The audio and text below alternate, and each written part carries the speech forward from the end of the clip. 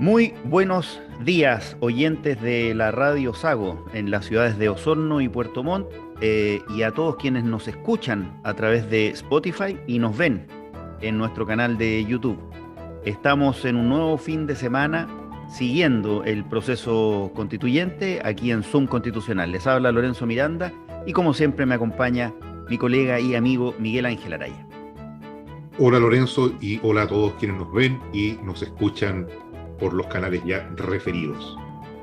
Por la contraria, ya deberíamos utilizar esa nomenclatura derechamente. Oye, bueno, y como nuestros auditores bien saben, todas las semanas tenemos a un invitado que nos ayuda a comprender, a entender y a encauzar, ¿no es cierto?, lo que ha sido y lo que está haciendo este proceso constituyente. Y en esta oportunidad hemos invitado al abogado, decano de la Facultad de Ciencias Jurídicas y Sociales de la Universidad de Chile, doctor en Derecho, Juan Andrés Varas, ex intendente también de la región de Los Ríos. Estimado Juan Andrés, un gusto de saludarte y que estés aquí con nosotros en la Radio Sago. El gusto es mío, Lorenzo, un gusto saludarte también, Miguel Ángel, y por cierto, a todos quienes nos escuchan hoy a través de Radio Sago, también un saludo muy cordial. Yo lo que quisiera partir puntualizando, Lorenzo, antes de que, porque te vi como empezando una frase, Sí. hacerte una corrección y una puntualización. Yo soy abogado titulado en la Universidad de Chile, pero soy decano de la Facultad de Ciencias Jurídicas y Sociales de la Universidad Austral de Chile, con sede en Valdivia y en Puerto Montt, a muchísima honra. Y la aclaración es que yo estoy ahí como abogado, como profesor de Derecho, como ex intendente, como ciudadano preocupado, pero no como decano, obviamente, porque en esto no represento ni puedo representar Por cierto. ni a la universidad, ni a la facultad, ni al conjunto de sus profesores, todos los cuales tienen su propia opinión fundada respecto a este tema. Así que te agradezco muchísimo la presentación. Así lo entendemos de todas maneras, Juan Andrés, y vale la aclaración y la precisión. Oye, y bueno, ya que abriste, ¿no es cierto?, los fuegos, eh, desde esa mirada, ¿no es cierto?, ciudadana, de abogado, de profesor de derecho, tus impresiones respecto de lo que ha sido el proceso, del momento en el que estamos, de lo que queda.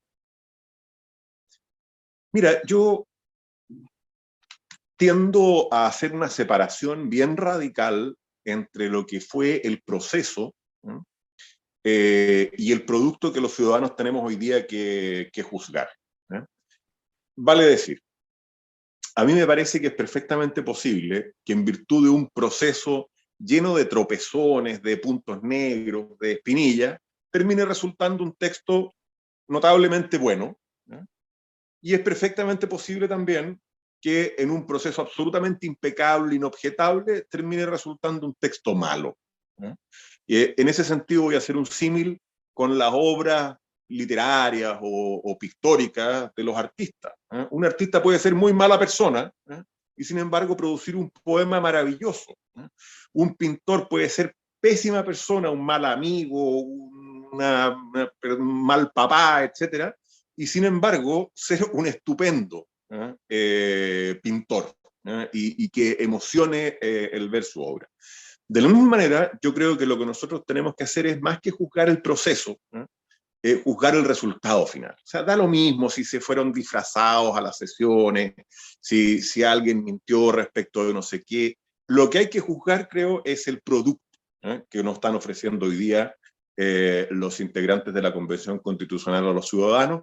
Y creo que en ese ejercicio, Miguel Ángel y Lorenzo, de juzgar el producto, hay, diría yo, dos recomendaciones que haría yo. La primera es juzgar al producto de manera directa. Es decir, creo que hay que darse la lata a veces y el tiempo para leer el texto. Y lo segundo, aunque sea de manera superficial, hay que leerlo lo más completo posible. Vale decir, hay que evitar el error de que otros interpreten el texto por uno, y el llamado entonces a la ciudadanía a leer el texto, y hay que evitar también cometer el error de juzgar el texto por la pura y exclusiva cuestión que a mí me interesa. O sea, A mí me parece poco razonable, por ejemplo, decir, a mí me gusta el rodeo, no está el rodeo en la Constitución y por lo tanto no apruebo, voto rechazo. ¿Ya? O al revés, ¿ya? A mí me gusta la naturaleza y la protección de la naturaleza, eso está muy bien recogido en la Constitución y por lo tanto apruebo sin mirar nada más.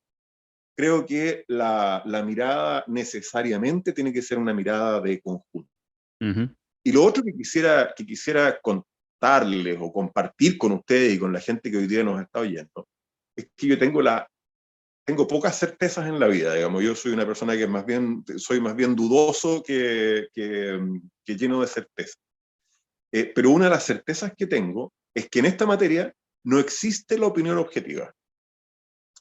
Y que por lo tanto es imperativo, desde el punto de vista ético, transparentar cuál es la subjetividad, o sea, desde qué subjetividad uno habla. Yo creo que la única forma de hacer un comentario objetivo de la Constitución, del proyecto de Constitución que se nos someterá a plebiscito el día 4 de septiembre, es leer el texto completo. Porque ya una pura selección de artículos supone un criterio subjetivo.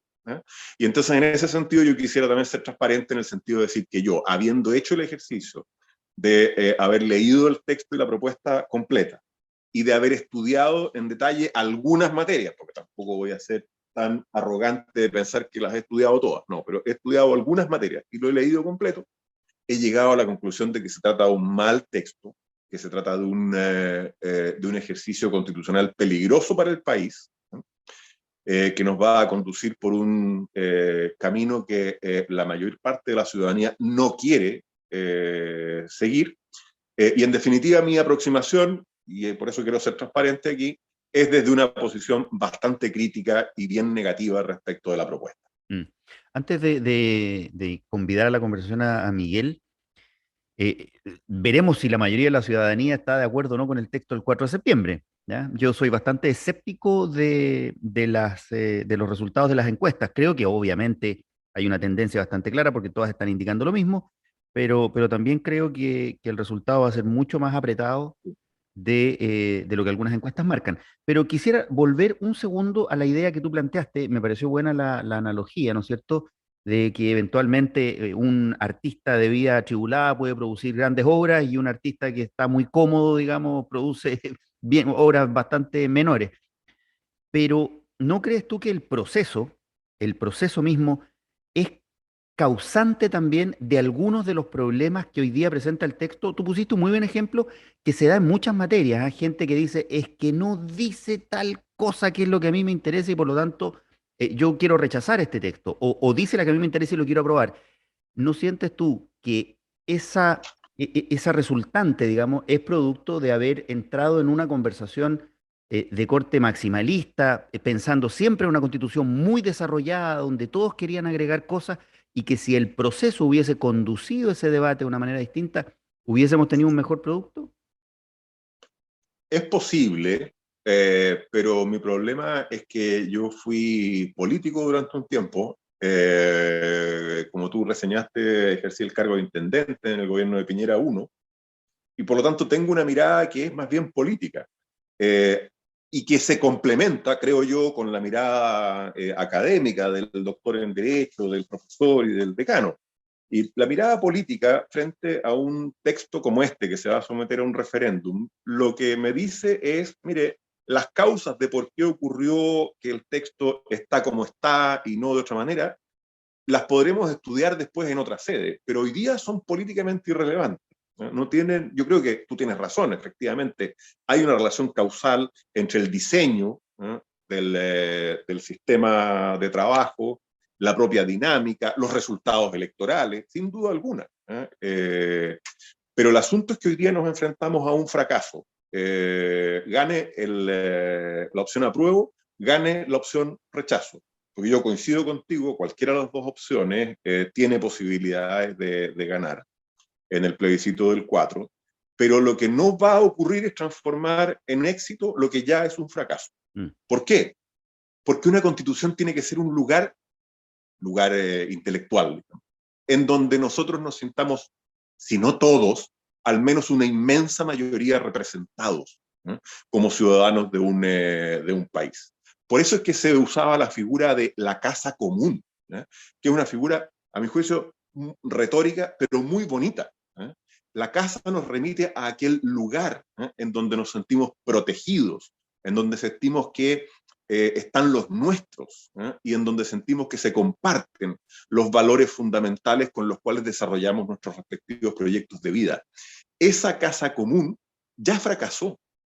Si es que el hecho de que, al margen de que gane una opción u otra, el hecho concreto es que el grave pecado de la Constitución de Lagos 2005 o Pinochet 1980, me da lo mismo, es que no todos o una inmensa mayoría de la gente que vive en este país sentía que la representaba. Y hoy día va a ocurrir exactamente lo mismo, gane el lado que gane. Y en ese sentido es para llorar, que hayamos desperdiciado una oportunidad como la que yo te menciono. Sí, Miguel, ahora, Miguel, perdón. Miguel Ángel Araya. Hay un hecho de la causa, y es que la Constitución del 80 está muerta. Y está muerta, desde mi punto de vista, por dos razones. Primero, porque el plebiscito que se celebró al efecto para el llamado, le preguntó a la gente si quería o no una nueva Constitución, y el 78% de las personas dijeron que sí. Por lo tanto, es una cuestión que está soberanamente zanjada. Y a mayor abundamiento, todos los dirigentes políticos, a excepción del Partido Republicano, han declarado idéntica cuestión, reconocen eso como un hecho. En consecuencia, el escenario, en el caso de vencer el rechazo, es que retoma vigencia, o sea, se mantiene vigente evidentemente la Constitución del 80, pero deberíamos enfrentar necesariamente un nuevo proceso constituyente. ¿Cuál es tu mirada respecto de este nuevo proceso constituyente? ¿Crees que es posible? ¿Y mediante qué caminos?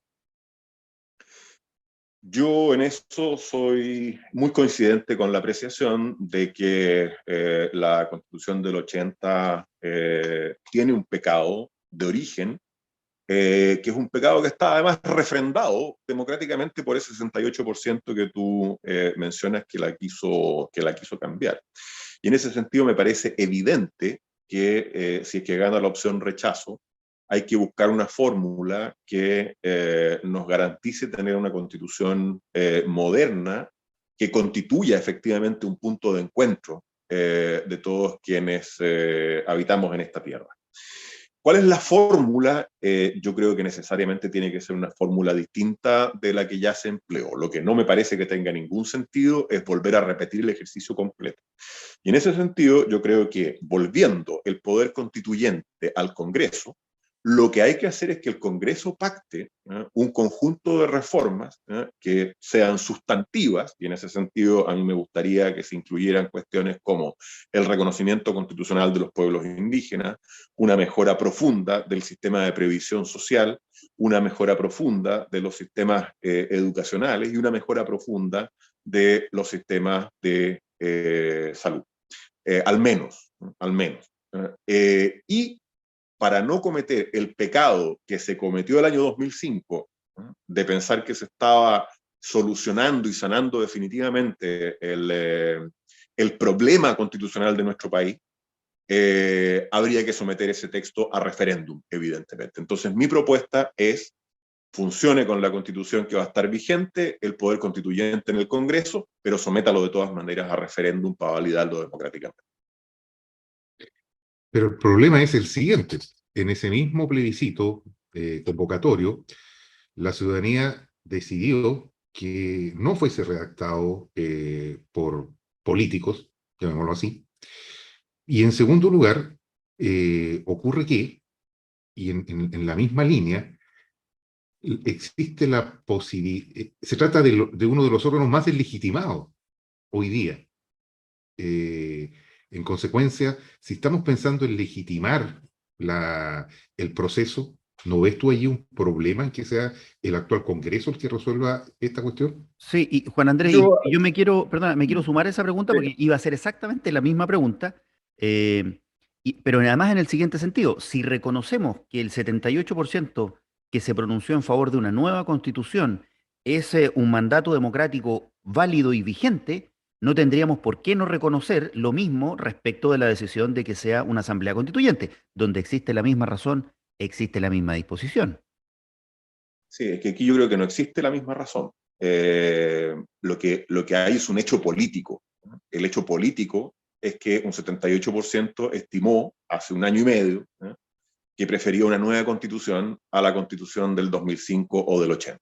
Ese es un hecho político del cual hay que hacerse cargo.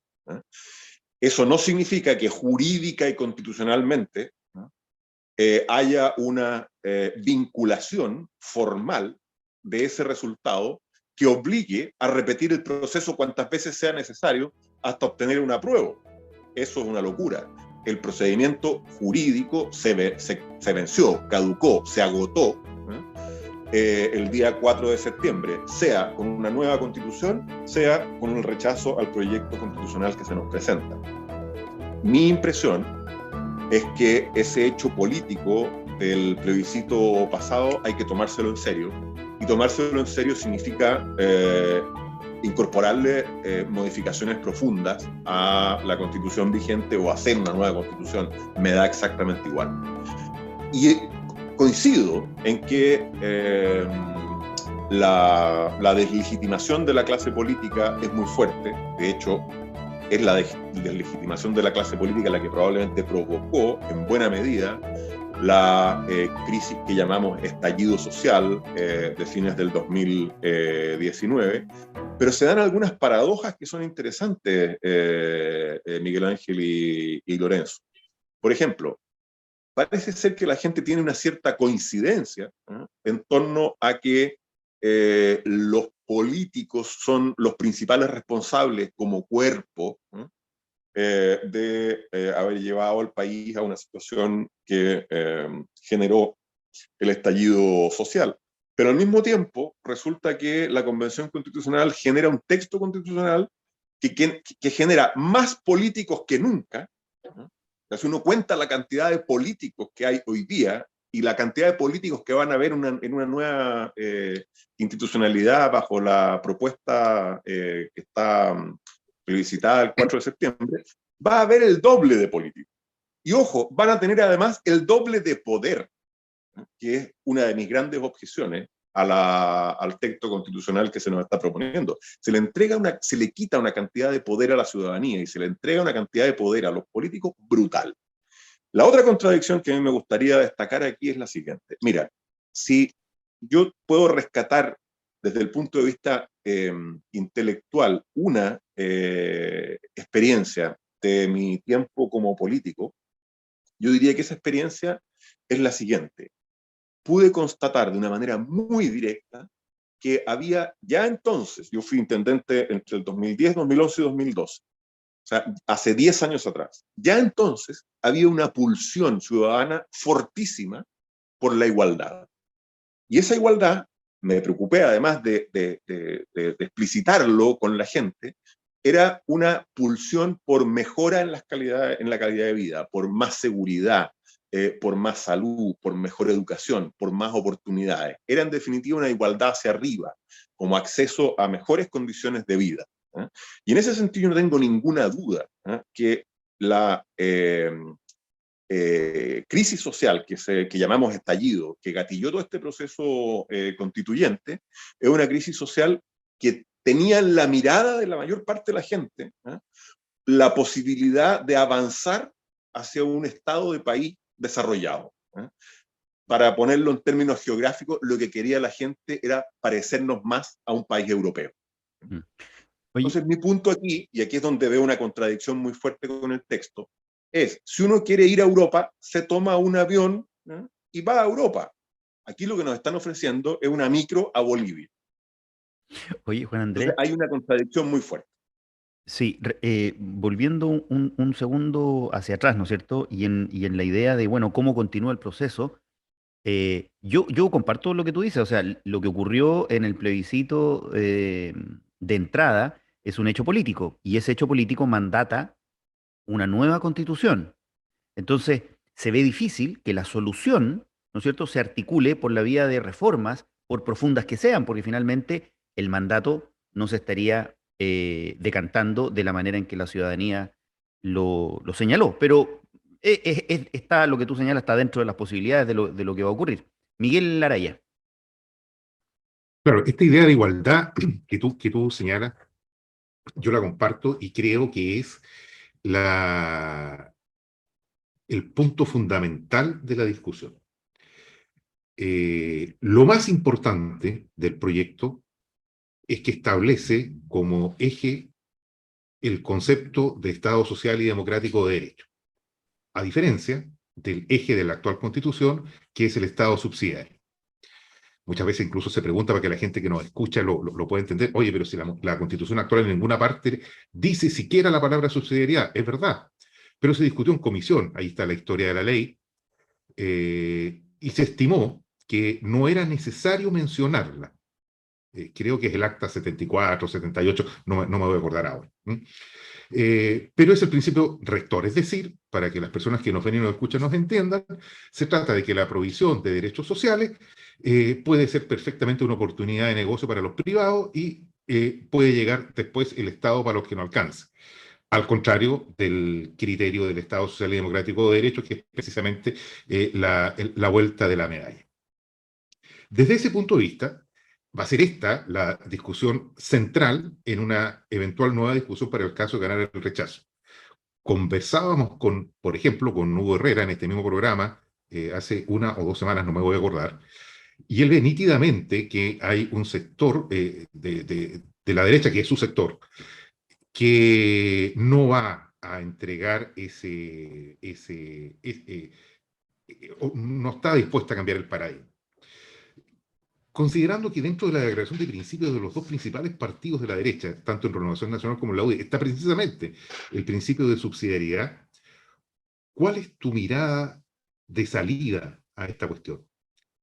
Teniendo presente además que el Congreso está empatado y tú radicas en ese órgano la posibilidad de zanjar la crisis constitucional que tenemos.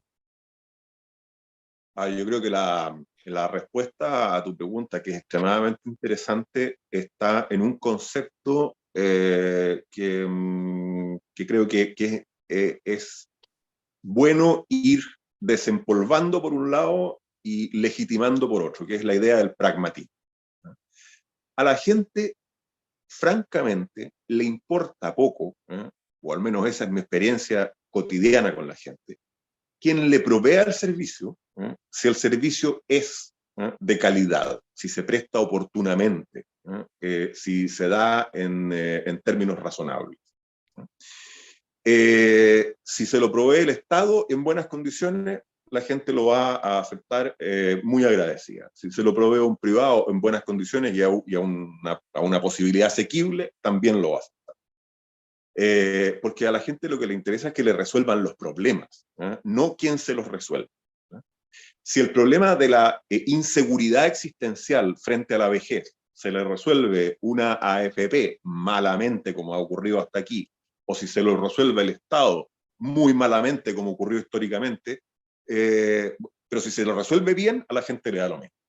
Entonces, yo lo que creo que hay que buscar son fórmulas mixtas, y de carácter esencialmente pragmático que busquen resolver el problema a la gente lo antes posible. Entre paréntesis, cargarle al Estado la resolución de todos los problemas en el corto plazo no solamente es inviable, es infinanciable, sino que además es prácticamente imposible. El problema de la salud no es, y lo han dicho un montón de gente ya a la altura, que lo diga yo no tiene ninguna novedad. El problema de la salud es inarreglable en el corto plazo, puesto todo en manos del Estado. El problema de la educación pasa exactamente lo mismo. Entonces, necesariamente lo que hay que buscar son fórmulas que permitan actuar al Estado, en donde haya que actuar con la rapidez, con la eficiencia y con la economía que el caso requiere para proveer el servicio adecuado, porque la gente lo que no puede hacer es seguir esperando.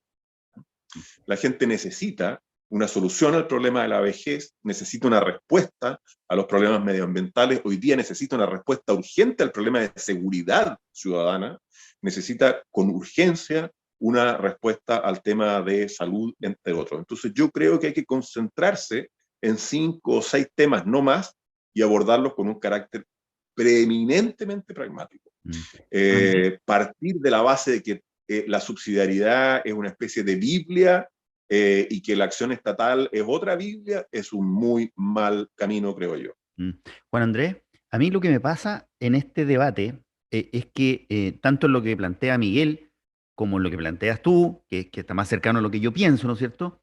Eh, Se me viene a la cabeza la idea de que somos benditamente latinoamericanos, porque a pesar de todo lo que decimos, que queríamos una constitución de grandes principios, ojalá minimalista, etcétera, todos los sectores quieren desarrollar la constitución.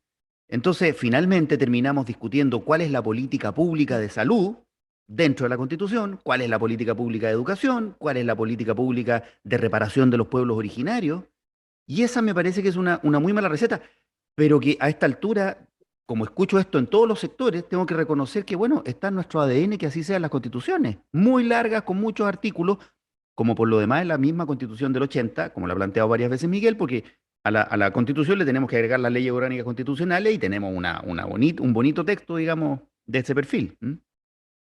A ver, yo creo que la mejor demostración de que es mucho más sano confiar en una constitución que efectivamente nos reúna a todos y dejarle al legislador, ¿no?, la tarea del desarrollo, es el caso de la educación.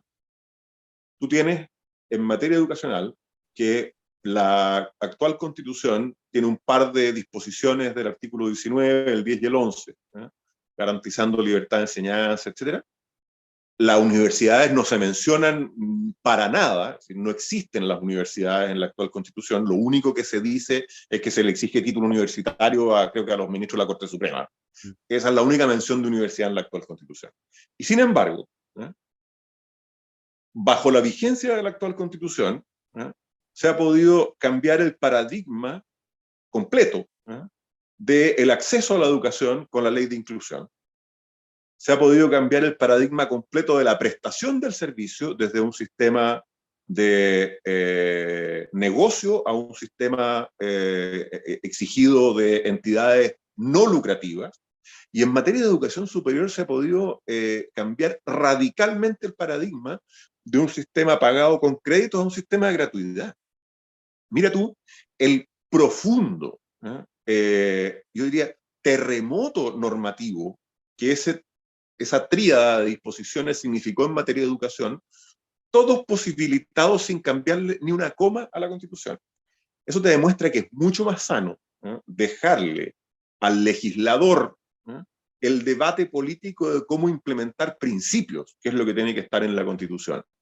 Es evidente que en la Constitución tiene que estar el derecho a la educación, probablemente la obligatoriedad de la enseñanza preescolar básica y media, la libertad de enseñanza, una cosa que hoy día no está y sin la cual la libertad de enseñanza obviamente no existe, que es la libertad de abrir establecimientos educacionales, de organizarlos y de mantenerlos, ese tipo de cosas.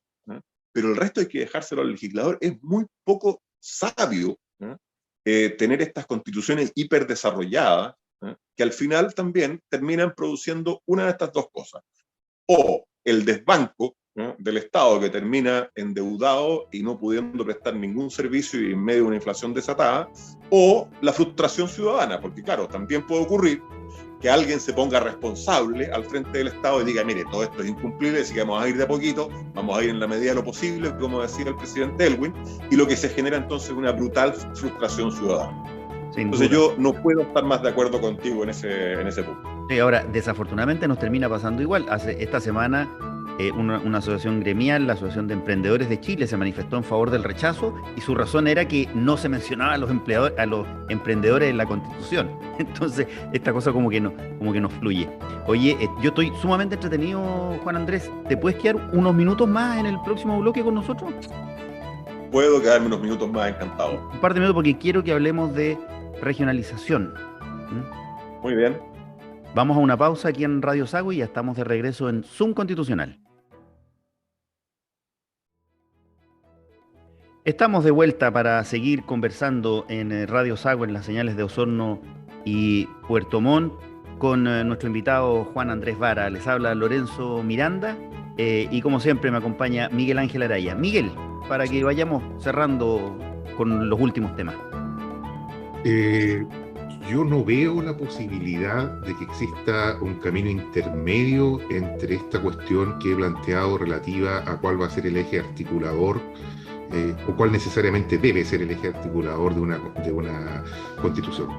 Es decir, vamos a enfrentarnos necesariamente, para el caso del rechazo, a resolver la cuestión de si seguimos con Estado subsidiario o cambiamos a Estado social y democrático de derecho. Creo que ahí esa es la discusión fundamental. Me preocupa, no veo los caminos nítidos para resolver el problema en el caso del rechazo. Lo hemos visto durante esta semana. No existe en quienes llaman a votar por esta opción ni siquiera una propuesta única al respecto.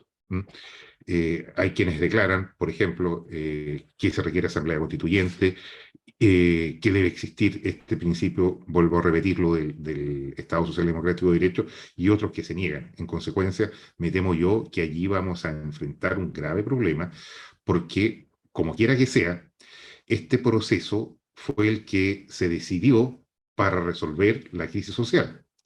Por lo tanto, si esto no llega a puerto, la crisis social sigue sin solución. ¿Cómo ves tú ese aspecto, Juan Andrés? Ahora, yo creo que tú tienes razón en el sentido de que es un tema, el de la subsidiariedad versus la acción estatal, ¿no? Yo creo que ese es un tema que el diálogo político puede perfectamente contribuir a resolver, ¿no? Me parece que los extremos en esto son malos consejeros. Hay experiencias comparadas más que suficientes en países desarrollados que han optado por un camino intermedio, ¿no? Este no es una lucha, digamos, en donde necesariamente hay que optar, para decirlo en una expresión muy manida, entre el blanco y el negro. Hay una cantidad muy significativa de matices de gris y la experiencia comparada está ahí, ¿no? Disponible para copiarla en lo que haya que copiarla. Solo que hay que copiarle a los que han hecho las cosas bien, no hay que copiarle a los que han hecho las cosas mal.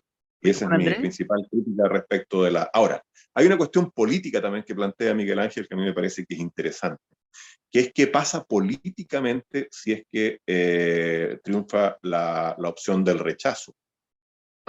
Mi impresión es que va a haber alguna desazón en los partidarios del apruebo, pero dado el gobierno que hoy día gobierna y que está ocupando la moneda, es poco probable, muy poco probable, que haya una especie de segundo estallido, un estallido 2.0, con la gente que está molesta porque ganó el rechazo, si es que ello ocurre, cosa que yo tampoco estoy dispuesto para nada a aseverar, ni apostaría ni el vuelto del pan a eso. Creo que la elección está completamente abierta, y yo no daría nada por sentado. Pero yo lo que creo que es imprescindible es no dramatizar.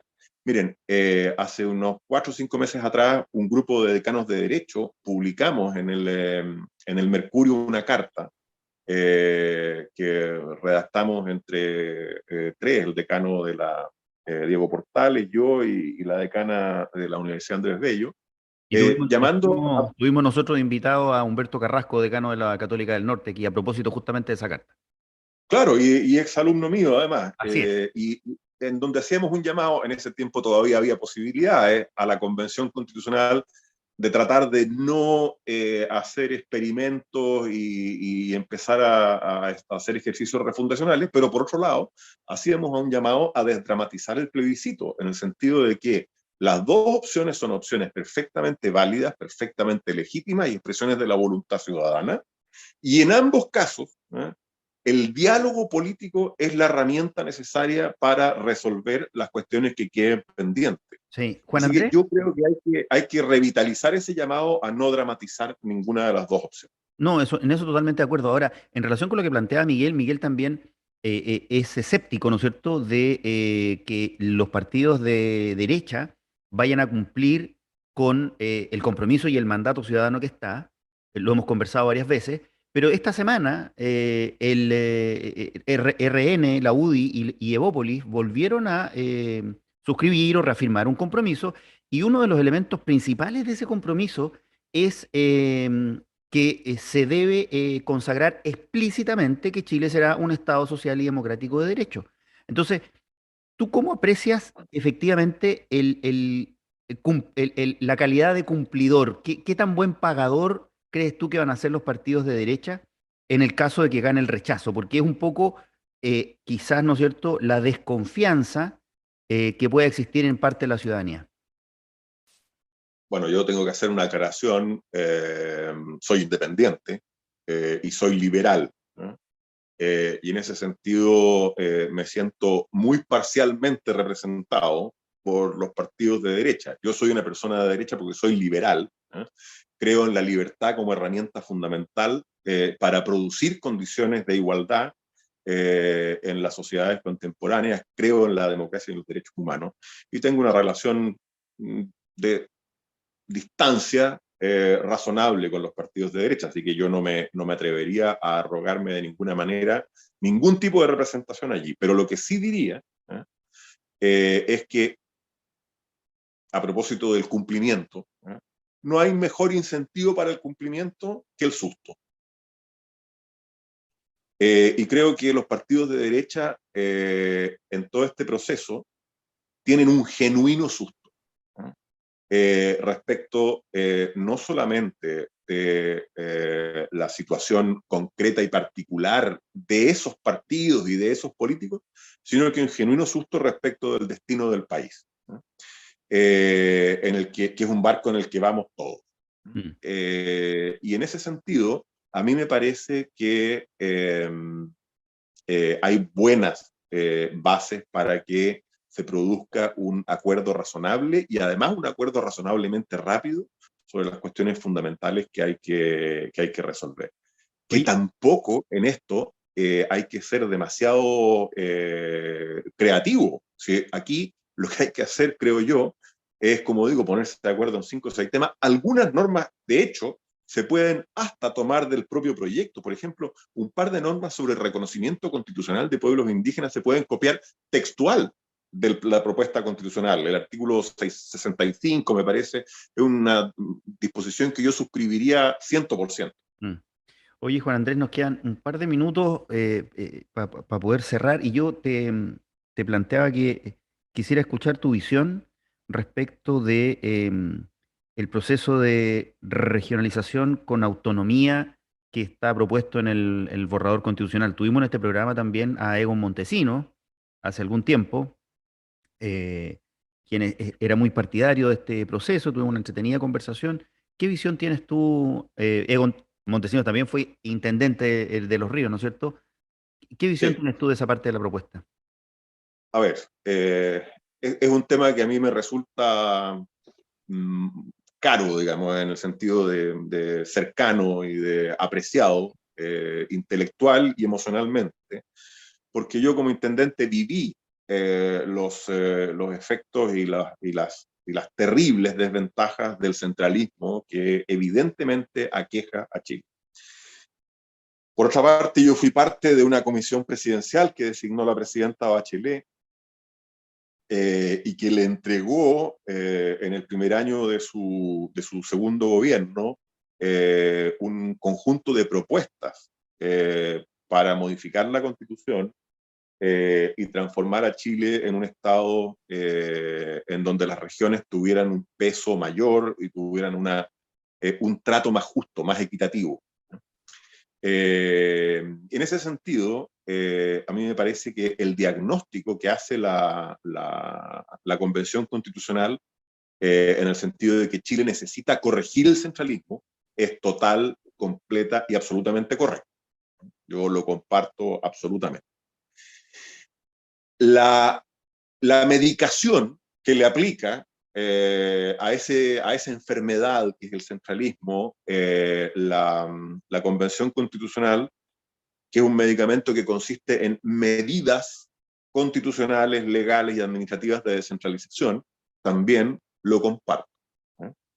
Donde probablemente yo tengo una discrepancia con otra gente que aborda este tema, es en que a mí me parece que lo que está equivocado es la dosis. Y la verdad es que en la dosis está el veneno, como dicen los médicos. Vale decir, yo puedo tener coincidencia en que una persona tiene, ¿cómo se llama esta enfermedad de la sangre? La diabetes. Una persona tiene diabetes. Podremos estar de acuerdo en que la forma de mantenerla con vida es una inyección diaria o no sé qué periodicidad tiene de insulina. Pero usted haga el ejercicio de ponerle a esa persona con diabetes una dosis triple de insulina. Es mortal. Aquí, en el texto constitucional, no tengo tiempo para abordar todo esto, porque sé que disponemos de muy poquito tiempo. En el texto que se nos propone, ocurre eso. El diagnóstico es correcto, el remedio es correcto, pero la dosis es muy equivocada. ¿Por qué? Porque genera un nivel excesivo de autonomía. Genera además autonomías territoriales indígenas, que me parece completamente desproporcionado. Genera una fronda administrativa y de funcionarios públicos que va a ser brutalmente cara de sostener.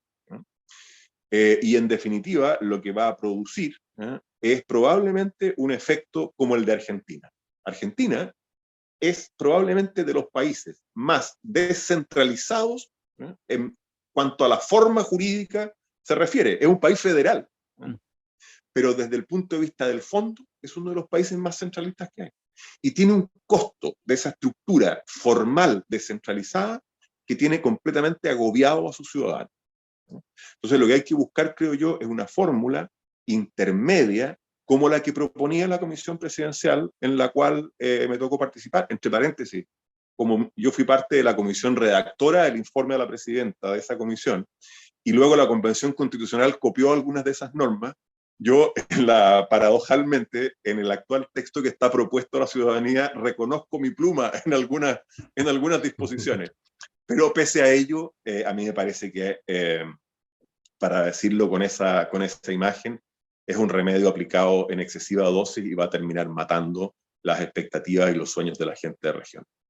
Estimado Juan Andrés, oye, te queremos agradecer enormemente el tiempo, la disposición y la conversación, y me gustaría dejarte invitado para el programa, no sé si el mismo 4 o a lo mejor el de la semana siguiente.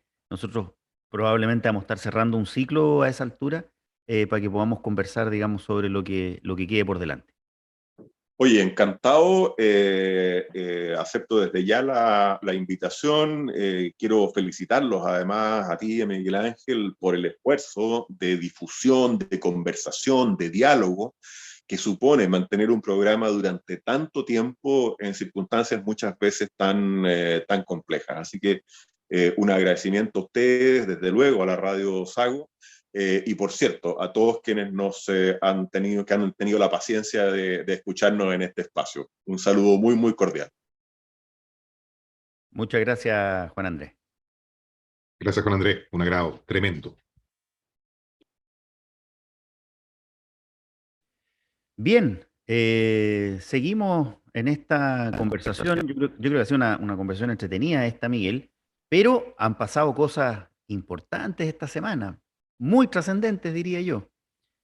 Más allá de las encuestas que siguen aproximándose al eventual resultado del plebiscito. La cuestión más relevante es el acuerdo alcanzado por las fuerzas que impulsan el apruebo, que básicamente son los partidos de la coalición o las coaliciones de gobierno, que viene, perdóname que te lo diga así de buenas a primeras, a establecer que las críticas que se han hecho al texto no eran todas fake news, que habían críticas razonables y que son recogidas por esa razón, y que algunas de ellas son hasta paradojales, ¿ah? Porque en este acuerdo, particularmente una que a mí me sorprende muchísimo, es que después de haberle dado vuelta años a la idea de terminar con el sistema de capitalización individual, se asegura en este acuerdo de los partidos por el apruebo que vamos a tener un sistema mixto, tal cual como es el sistema que tenemos hoy día, porque hoy día el sistema de pensiones es mixto, ¿eh? Tiene un pilar solidario muy débil y muy pequeño, pero tiene un pilar solidario y tiene un pilar de capitalización individual. Y se asegura en este acuerdo la capitalización individual. ¿Cuál es tu opinión, Miguel, respecto de este documento? Es un buen esfuerzo, es un buen esfuerzo. Creo que llega tarde y creo que llega con, por lo mismo porque llega tarde, llega con menos energía de la que hubiese resultado esperable. ¿Mm? Y es lo normal del caso, porque es a lo que nos tiene acostumbrada nuestra clase política, en el sentido de que no anticipa escenarios, sino que se acomoda a lo que viene ocurriendo. No conduce, no guía. Se acomoda dentro de lo mejor, dentro de lo que mejor puede hacerlo. Desde ese punto de vista es valioso, claro que es valioso, pero no creo yo que tenga la energía que se esperaba de él. Eh, ¿Qué vamos a decir de las aclaraciones que terminó haciendo el Partido Comunista al respecto? O sea, eh, no huelga mayor comentario respecto de eso. O sea, Eh, totalmente. pero, bueno, puede verse como una cosa positiva. No alcanza las dimensiones de un hecho político, sin ninguna duda. Es una cosa más que ayuda, Ahora, pero que tenga la intensidad para mover la aguja, para cargar la mata, no la tiene, no la ha tenido hasta el minuto. Veremos qué pasa. ahora, yo comparto lo que tú estás diciendo, pero también quisiera tratar de reflexionar un poco sobre la siguiente idea. Tú has dicho en varias oportunidades en este programa, ¿no es cierto?, que el flujo de información incorrecta, interesada e incluso falsa eh, condiciona el voto, ¿ya? Y esto yo he reconocido que es en parte cierto, pero que no es enteramente cierto. Pero qué duda cabe, ¿no es cierto?, que los medios masivos, las redes sociales, van conformando criterios y muchas veces las personas se terminan formando, así tal cual como lo advertía nuestro invitado Juan Andrés Vara recién, se terminan formando la idea respecto de la propuesta sobre lo que otro le dijo o sobre lo que escuchó y no sobre efectivamente la percepción que tiene directamente. Pero sin embargo, creo yo, y esto es lo que te quiero preguntar, que en este acuerdo aparece algo que yo he planteado, y es la falta de capacidad para apreciar cuál es el sustrato o la tecla correcta que yo tengo que apretar en la ciudadanía con un mensaje que haga sentido, ¿ya? Eh, por ejemplo, esto mismo que yo puse, que planteé recién, reconocer que existirá un pilar de capitalización individual, cuando las encuestas desde hace años vienen indicando que el ciudadano chileno en una mayoría importante, 60%, 65%, por ahí se mueve, quiere que una parte, ¿no es cierto?, al menos una parte de su ahorro para previsión, sea en este carácter individual. Entonces, ¿concuerdas o no conmigo que existió, ¿no es cierto?, en los sectores que hoy están por el apruebo, esta falta de capacidad de darse cuenta cuál era la tecla que había que apretar para sintonizar con una mayor proporción de la ciudadanía? Es decir, yo siempre he sido absolutamente crítico de la capacidad de la clase política. O sea, entonces no puedo sino concluir o estar de acuerdo contigo en que claramente no saben leer. En circunstancias, el estallido social es la consecuencia de la ineptitud de nuestra clase política. Por eso pasó. Ellos son los responsables. ¿Mm? Y por supuesto no se hacen cargo. Dieron una muy buena tecla cuando se firma el acuerdo del 15 de noviembre. Eso fue muy bueno, muy, muy bueno. Y lo hemos dicho varias veces, sí. Pero aparte de eso, poco más se ve. Yo no creo que exista alguien que pueda plantear razonablemente que es posible un sistema de reparto en términos puros y absolutos. Necesariamente se trata de establecer un sistema mixto, eso no cabe la menor duda, ¿no? Debió haber quedado claro cuando no sé si se llama presidente, pero el número uno de No Más AFP no resultó electo constituyente. Estaba más o menos claro el asunto por ese lado. Claro. Entonces, de lo que se trata acá es del desarrollo político del principio, el desarrollo político-económico del sistema mixto. Mm. ¿Mm? Porque efectivamente las AFP no dan para más. porque lo que debe tenerse en claro es que el fin, la finalidad, el objetivo de un sistema previsional es que las personas perciban pensiones dignas, que no los dejen en la pobreza. Para eso existe. Mm. Sin embargo, cuando se levanta este argumento, la AFP responde una respuesta distinta, una pregunta distinta, señalando, es que tenemos una gran rentabilidad, pero ese no es el punto. El punto es que el sistema no está entregando pensiones. Y eso es lo que hay que resolver. Y Sí, eso bueno, debe hacerse necesariamente con un sistema mixto. Tres pilares, claramente. sí, pues, de hecho, el sistema de pensiones chileno medido eh, por una encuesta, se me va en este segundo el nombre, pero es una calificadora de sistemas de pensiones, siempre está dentro de los 10 mejores calificados del mundo, pero su peor nota es la adecuación, que es precisamente a lo que tú te refieres, es decir, bueno, ¿cómo son las pensiones? Y las pensiones son malas, es nuestra peor nota. Tenemos muy buena nota en rentabilidad, tenemos muy buena nota en estabilidad y sostenibilidad del sistema, pero muy mala nota en educación. Ahora, quiero quedarme un poco en esto, porque fíjate que aquí es donde, y de nuevo, el acuerdo yo lo encuentro malo, y me voy a quedar en el punto de las pensiones, porque seguimos discutiendo política pública. Yo lo he dicho, creo que lo he dicho en este programa. Hay dos modelos, eh, uno en Estados Unidos y otro en Canadá, que son modelos de reparto. Uno es el sistema de pensiones de los empleados públicos de California, el CalPERS, y el otro es el sistema de los profesores de Ontario, el Ontario Teachers Pension Plan. Ambos son sistemas de reparto en países eminentemente capitalistas. Entonces, nos ponemos a discutir no el principio, que es lo que dices tú, ¿no es cierto? Que eso está perfecto, que es asegurar pensiones dignas, sino que nos podemos a discutir cuál es la mejor herramienta. Y eso esa no es una discusión que debiera darse a nivel constitucional. Ahora, también ocurrió, y lo mencioné yo recién, Miguel, hace algunos días, esta semana, que RN, Renovación Nacional, la UDI y Evópoli reiteraron su acuerdo en 10 temas que son compromisos de cara a un eventual triunfo del rechazo. Y esto fue valorado además por el expresidente Ricardo Lagos.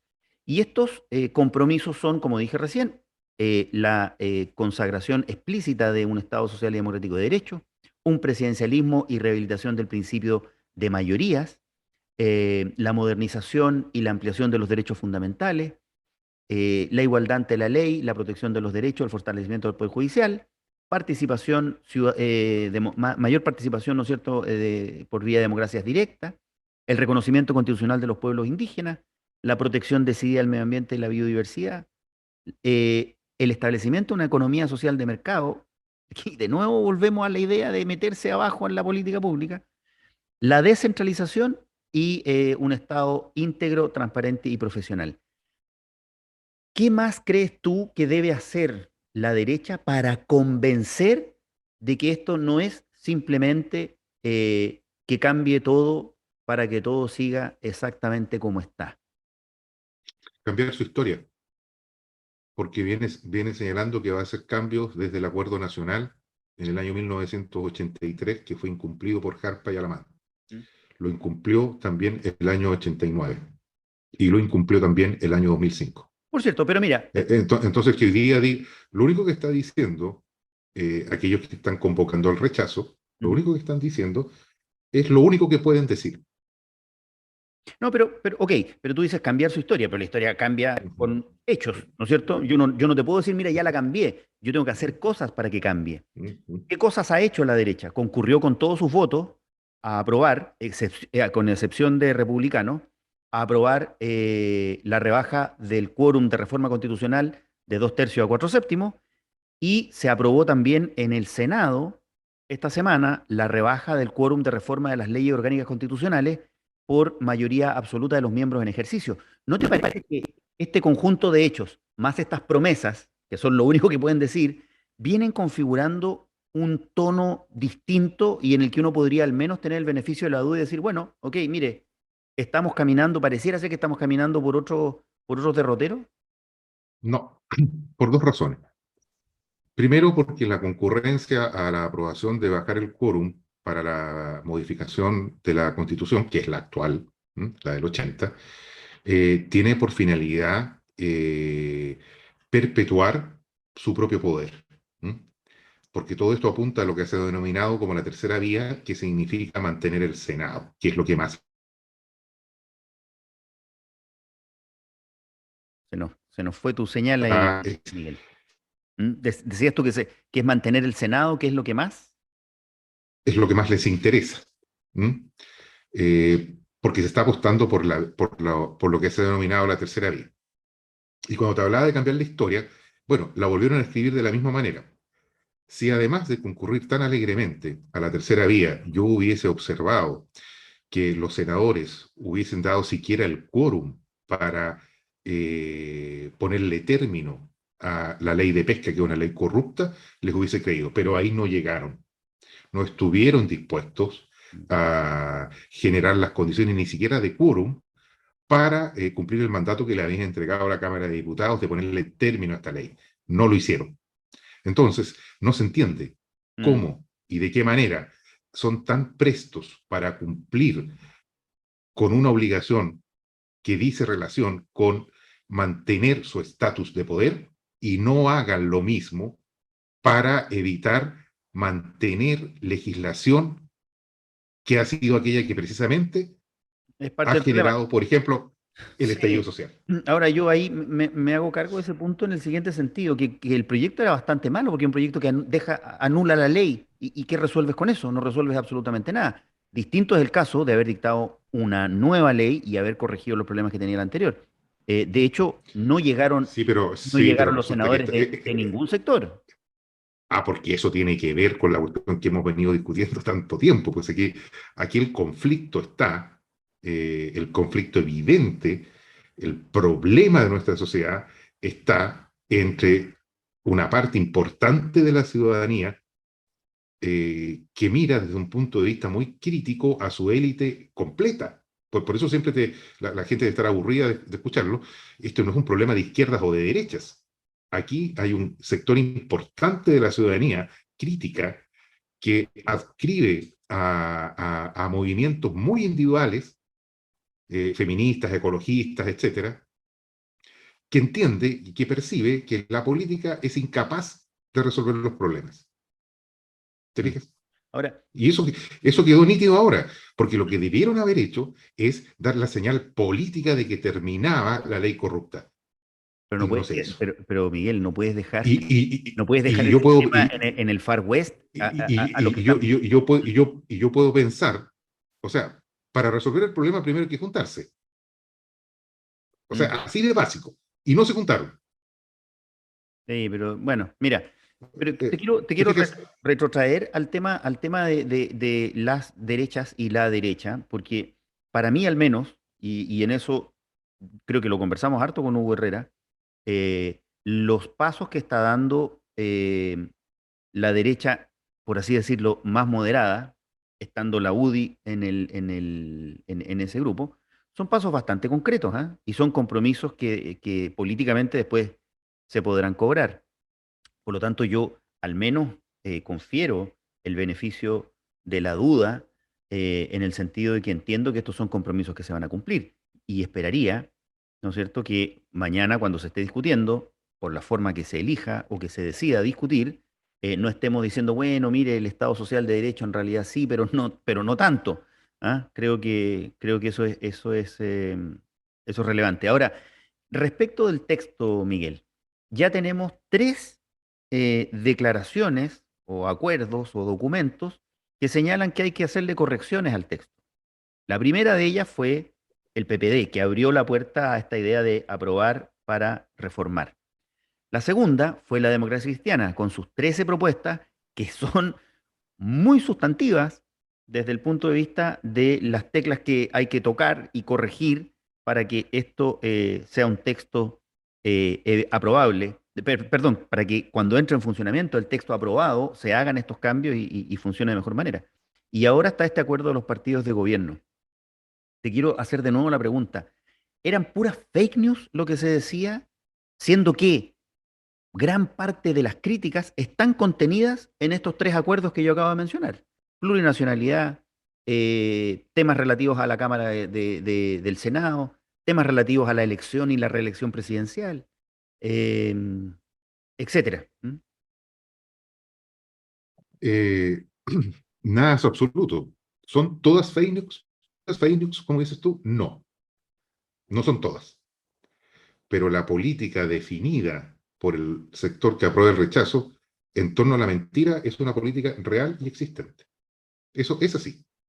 El día viernes recién pasado, la convencional, ex convencional, hoy día Teresa Marinovich, vuelve a incurrir exactamente en la misma conducta.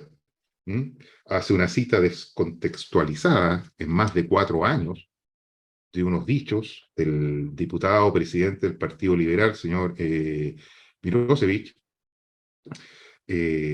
haciendo creer que la cita que está señalando se refiere al proceso constituyente.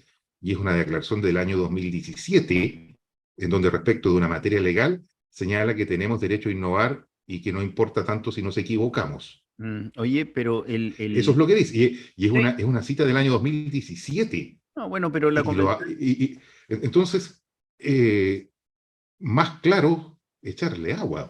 Sí, pero Miguel, pero hoy día las Eh, fuerzas del eh, rechazo son bastante más que Teresa Marinovich y republicanos. Las fuerzas del rechazo van desde republicanos, pasan por Renovación Nacional, UDI y Evópoli, parte de la democracia cristiana, con figuras muy relevantes, incluido entre ellos el expresidente eh, Eduardo Frei, por figuras del PPD y ex PPD también, por figuras del Partido Radical.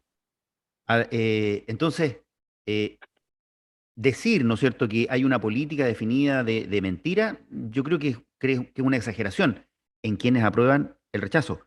Lo que no quiere decir que no haya sectores dentro del rechazo cuya política es mentir, así como dentro del apruebo, y lo hemos visto en la franja, se definió también hacer publicidad, por lo menos publicidad engañosa. ¿Ah? Decir que las mujeres ya no sufrirán de violencia de género, y otras cosas de ese tenor, digamos, y de ese calibre, son mentiras derechamente. bueno, se ha sostenido. O sea, la carga de la prueba no se encuentra en el apruebo. ¿Ah? Quien ha recurrido permanentemente a podemos señalar 1500 ejemplos, ¿no es verdad? Que se puede abortar hasta los 9 meses, por ejemplo. Mm. Se dijo, tamaña estupidez, Pero porque eso se Miguel, llama parto, no, no, pero eso se llama entonces, parto, eso se llama parto. ¿Ah? ¿Te eh, fijas? pero perdona, pero entonces Eh, las falsedades que se digan en eh, la franja son menos importantes, no son relevantes, no tienen el mismo carácter. O sea, como el otro mintió más, entonces mis mentiras no importan, no te entendí eso. no estoy diciendo eso. Lo que estoy diciendo es que la estructura de montar noticias falsas tiene un padre, lo que no significa ni que sea bueno ni que sea malo, que es el fenómeno, es así. Es una de las estrategias que Sí, ahí se nota. escuchamos durante toda la semana pasada, por ejemplo, nuevamente diciendo que la gente no puede abrir colegio, que no vas a poder elegir el colegio de tus padres. Lo dijeron diputados en ejercicio que están llamando a votar rechazo. Entonces, insistir en eso, Sí, pero mira, ¿sabes qué es lo que pasa? no es que se equivoquen, no es que se estén cometiendo hierros.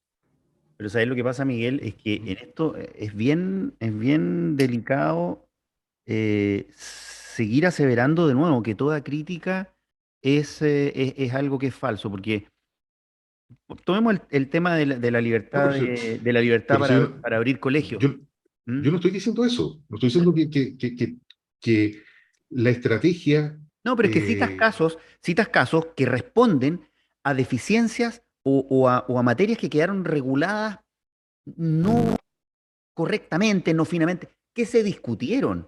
Te voy a poner el ejemplo de nuevo de lo que está reconociendo hoy día, ¿no es cierto? Eh, el acuerdo de las fuerzas del apruebo por la vía de decir, mire, tendremos un sistema de pensiones mixto. Esto se discutió, se pidió, hubo un movimiento. La iniciativa popular de norma más apoyada por la ciudadanía fue precisamente una que tenía que ver con la capitalización individual y fue desechada de un plumazo.